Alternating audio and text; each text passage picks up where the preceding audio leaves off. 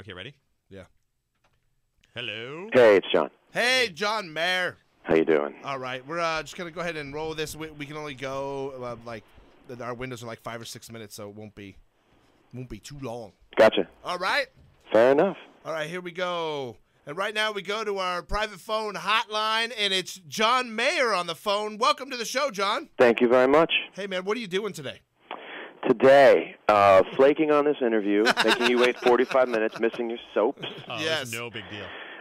What am I doing today? I'm getting this, doing this little award thing tonight. I'm getting this songwriting award. Oh, congratulations. Oh, that's cool. Thank you. Apparently, I've written some okay ones that people still like hearing. Yeah. And just actually getting ready to. I'm in New York now. I'm just getting ready to go back to L.A., land that I love. When's the tour start? August, actually. Last week in August. Because I know we've got you here in Los Angeles in September. You're going to be out at the Verizon Wireless Amphitheater with Sheryl Crow. Tickets go on sale July 5th for the fan club, and then everybody else July 15th. Right, the last 2 rows. Go up July. Because that's so going to happen. Verizon And then Wireless. the grass. Yeah, it's not that big, and you're going to sell that thing out really quick, I got to feel. Well, no, I mean, it's because, we're going out with Sheryl Crow, and so, it's actually really nice, other than the obvious stuff about it's going to be really cool to hear that music together. Yeah. But, I can rely on her when I wonder, like, geez, is anyone going to come see me play? I'm like, of course they're going to come see me play because they're going to come see her play. Because I got Sheryl Crow, man. I have insurance. Sheryl Crow, Human Shield. Hey, John, for the last few weeks we've had guest hosts, and off the air you actually came up with Bob Saget. He told us that he gave you your comedy break. He did. What happened? He did. Well, actually, Bob's a great guy. Oh, Bob is so funny and He's cool. a really great guy. And Bob called me up when I was still in the studio. I've actually been out in L.A. for the last 6 months. And he asked me would I sign a guitar for an auction. And through our talking, I kind of purposely let it slip that I've always wanted to do stand-up. No way. Yeah, well, I've always, people always say to me, like, oh, you should do stand-up. You should do stand-up. And I always say, you're out of your mind. You're out of your mind. And little by little, it kind of keeps nagging at me to try it. And then, Bob calls, and we kind of did this thing where he said, well, I'm going to be on stage, and call me whenever, you see me around, and you can always come up and do some stand-up. And I went, I don't know. Let me just think about it. You know what? That would be nerve-wracking to get up on stage. I mean, you're a performer, but to do stand-up. I did it. Well, so here's how it happened.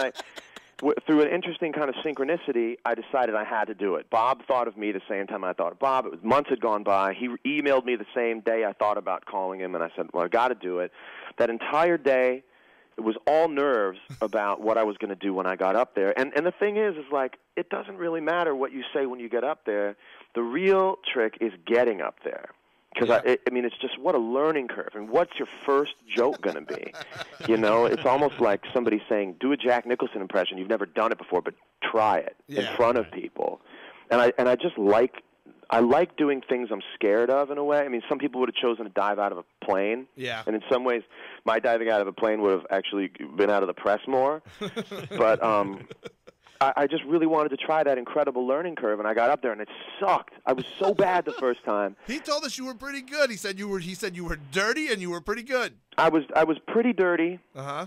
And I wasn't very good. But what I did was I kind of got the lay of the land. I got the format down. And the thing is I love that kind of close quarter combat thing. Yeah. Because I get it from songs sometimes. I get it from being on stage in clubs and playing and stuff. But there's something about this kind of use whatever you can as a weapon type, like Israeli fighting style of stage performance. He let me go back up again. I mean, this is how cool Bob is. Yeah. He was up there to do his own thing, and he was nervous because he hadn't been on stage in a while and wanted to test some new stuff out. He spent every second with me. It was almost as if I'd won an auction, like, do stand-up with Bob Saget, and I paid like $100,000 or something. Be Saget's buddy. Exactly. And I got up the second time, and it was much better, and I had much more of a feel for it. And I'm kind of addicted to it, even if I never go up again. Oh, I do nothing but write stand-up in my BlackBerry now. No way. Funny. Yeah, just write stand-up. Oh, that's good, that's good, that's good. Did you think about doing like maybe a little stand-up between songs when you go back out on tour? Absolutely not. That's what, I stopped doing that a couple of years ago because I started to realize that the thing that I'm trying to do and the thing that any serious musician is trying to do with music is kind of this mysterious. You're trying to bring people into a mood, and I kind of got to a certain point in my life where I grew out of saying something really goofy and then going into a song about not wanting your parents to die. Yeah. You know what serious? I mean? Yeah. And so it doesn't make any sense. It's actually, the stand-up inside of songs is what you do when you're nervous about your music. And you want to make sure you have everybody with you. So you drop an F-bomb and you say something stupid. So for me now, all I have to do is play. And I feel like I've earned the right to just get on stage and play. Yep. But I also have always seen stand-up comedy, and I go, man, I might be really good at that. Well, now I know I'm not. That's funny. Hey, and now it's about how do I get good at it if I want to be. I saw you on Chappelle's show, too, though. You've done funny stuff, man. Yeah, but that's just me being, quiet and white. That was my whole I love the quiet white guy.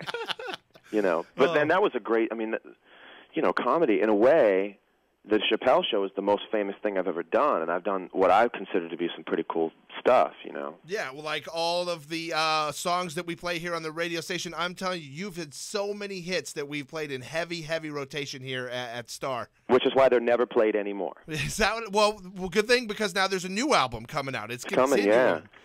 Yeah, it's called Continuum, and it is a return to, what it is I do naturally.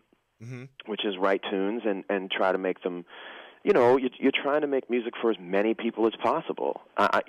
Some people don't want to. Some people have a certain framework in mind of how many people they want to have listen to what they're doing. I want everybody to listen to what I'm doing.